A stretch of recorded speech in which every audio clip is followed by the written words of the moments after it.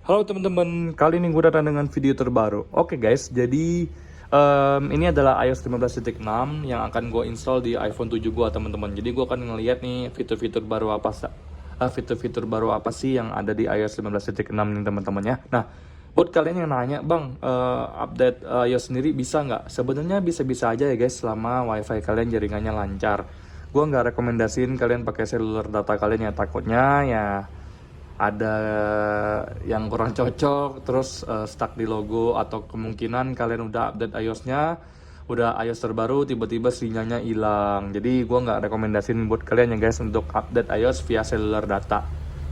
Lebih baik menggunakan WiFi yang jaringannya stabil ya guys ya. Jadi ini gue pengen ajakin kalian untuk install ya iOS 15.6 ini, dan akan gue lihat fitur-fitur terbaru apa yang ada di iOS 15.6 ini teman-teman ya. Oke, let's go, kita update dulu nih iOS-nya. Oke teman-teman, jadi ini adalah iPhone 7 gue yang udah gue install iOS 15.6. Kita cek bareng-bareng ya guys. Jadi di sini udah tertulis ya, iOS-nya itu 15.6 guys ya, dengan kode 19G71. Nah, iOS 15.6 ini katanya membawa perubahan untuk bug-bug yang terjadi di iOS 15.5. Nah, setelah gue riset, gue pelajari, gue teliti, ternyata gue nemuin banyak pengguna ya, terutama untuk iPad ya, pengguna iPad atau iPad mini yang mengeluhkan bahwa kalau mereka ngecas itu mereka nggak support ya, itu ngecasannya teman-teman, not supported atau not recognized itu katanya.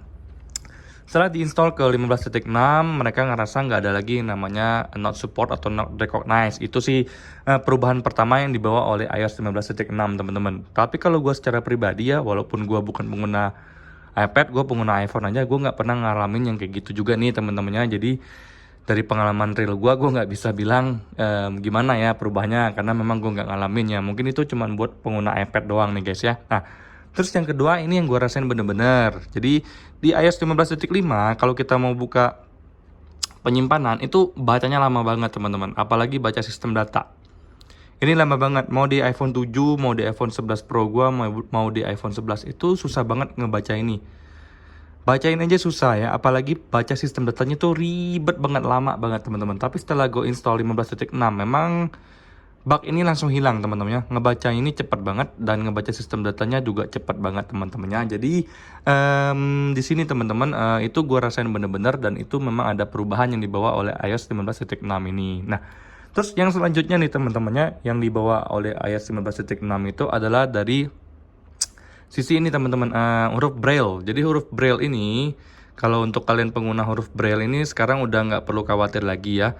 Untuk di voice over Braille-nya sendiri sekarang udah lancar, nggak ada lagi yang namanya not responding atau tidak responsif teman-temannya. Jadi sekarang fungsinya udah normal, nggak ada masalah lagi nih guys, karena udah dibawa update terbaru oleh iOS 19.6. Tapi berhubung gue bukan pengguna Braille ini, jadi gue nggak bisa kasih lihat ke kalian ya guys, perbedaan sebelum dan sesudahnya guys ya. Nah, untuk selanjutnya nih teman-teman yang dibawa oleh iOS 15.6, perubahan-perubahannya itu ini adalah dari sisi baterai nih guys. Nah, gue belum bisa, terus terang sih, belum bisa ngasih gambaran ke kalian kalau baterainya ini awet atau enggak. Tapi dari gue baca-baca di forum juga banyak yang bilang 50-50 sih guys. Ada yang bilang lebih awet di 15.6, ada yang bilang boros di 15.6.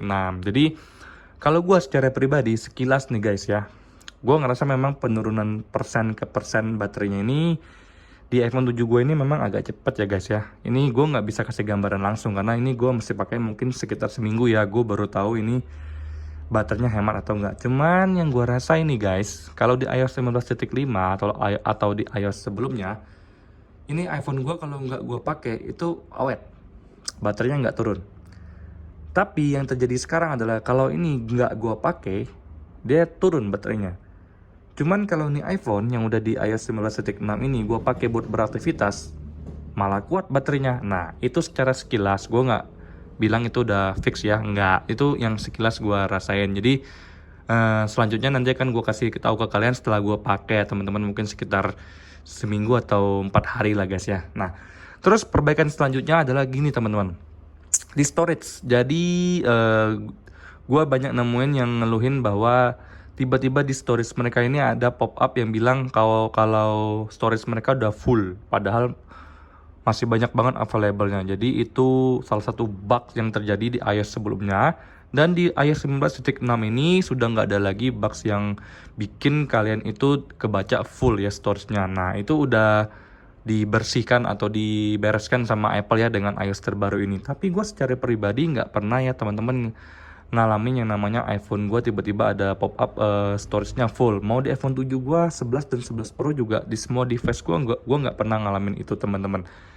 Jadi gue nggak bisa kasih tahu kalian itu dari pengalaman real gue temennya, tapi ini dari pengalaman orang-orang di forum dan gue sharing ke kalian nih guys ya. Nah, secara sekilas perubahan selanjutnya adalah di Apple TV nih teman-teman. Katanya di Apple TV untuk di region luar ya teman-teman, bukan di Indonesia, itu bakal ada yang namanya live sport ya. Namanya live sport kayak NFL gitu guys, baseball di Amerika. Kalian bisa nonton live sport di Apple TV. Terus kalau untuk rewind, untuk fast forward, untuk pause-nya itu udah nggak ada masalah lagi kalau kalian nonton di Apple TV nih teman-temannya. Karena sebelumnya banyak banget yang ngeluhin kalau lagi nonton di Apple TV itu kadang-kadang suka pause sendiri, suka nggak jelas sendiri, error katanya. Tapi berhubung gua nggak pakai Apple TV, jadi gua nggak bisa nunjukin ke kalian secara real.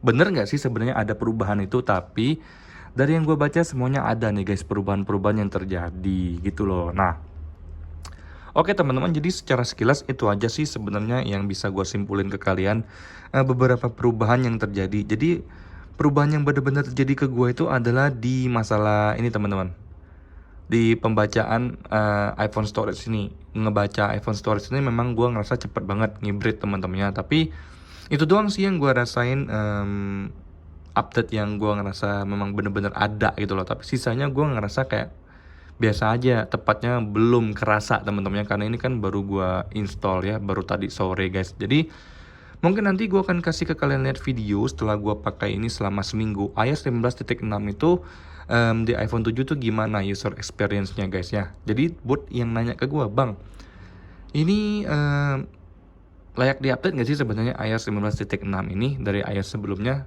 Kalau nggak gue update, kenapa nggak teman-teman? Jadi sebenarnya terserah kalian sih ya mau update atau enggak. Tapi kalau gue secara pribadi ya, mau dia update-nya itu nggak ada beda nggak ada beda sama sekali, gue tetap update. Karena ya selama masih dapat update ya gue update. Kalau udah nggak dapat update lagi, nah mampus kan. Jadi gitu aja sih video gue kali ini guys ya. Semoga membantu buat kalian yang masih pengen download iOS 15.6, mau di upgrade atau enggak. Mudah-mudahan dengan adanya video ini sedikit membuka gambaran ya, memberikan gambaran lu mesti update atau enggak nih guys ya. Karena ini gue baru update, jadi gue bisa bilang ada beberapa perubahan yang benar-benar terjadi, dan sisanya gue nggak ngerasain ada bedanya teman-teman. Tapi kalau untuk dari segi baterainya di video selanjutnya guys ya. Oke, sekian video kita kali ini, bye bye.